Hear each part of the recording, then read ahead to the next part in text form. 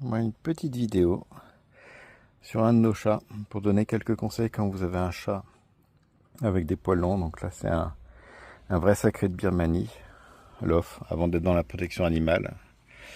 On a fait comme certains prendre un chat de race. Maintenant, on adapte des chats de rue. Donc voilà Milo, un chat donc avec des poils longs, un sacré. Et donc en termes d'entretien, parce qu'on a une mésaventure qui nous a coûté dans les 3000 €.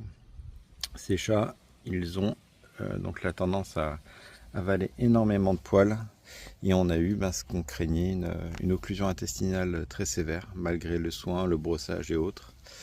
Et donc du coup avec une énorme boule de poils rigide qu'on a dû retirer via opération. Bien sûr, quand on a des problèmes comme ça tombe le week-end, ça tombe pendant des périodes un peu de congé, donc tout se cumule, l'urgence le week-end, l'hospitalisation, commander des poches de sang éventuellement.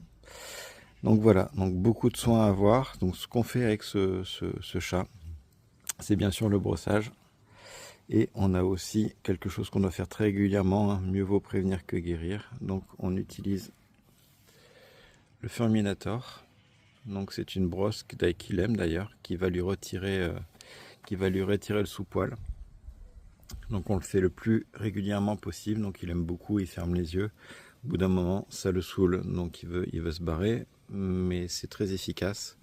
On utilise également la tondeuse au niveau du collier, parce que c'est au niveau de ces poils ici qu'il absorbe beaucoup de poils. Donc on taille avec plus ou moins de succès. Donc parfois c'est très artistique.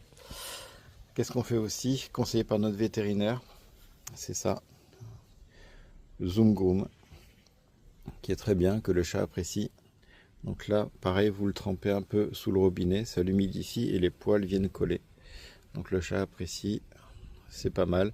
Mais bon, bien sûr, ça n'a rien à voir avec le Furminator. Donc là, il est même pas bouillé et je récupère quand même des poils. Le Furminator, c'est un peu plus violent. Voilà. Le Furminator récupère tout de suite beaucoup de poils, donc je peux récupérer 2 énormes mains de poils. Les croquettes Herball, on n'utilise pas.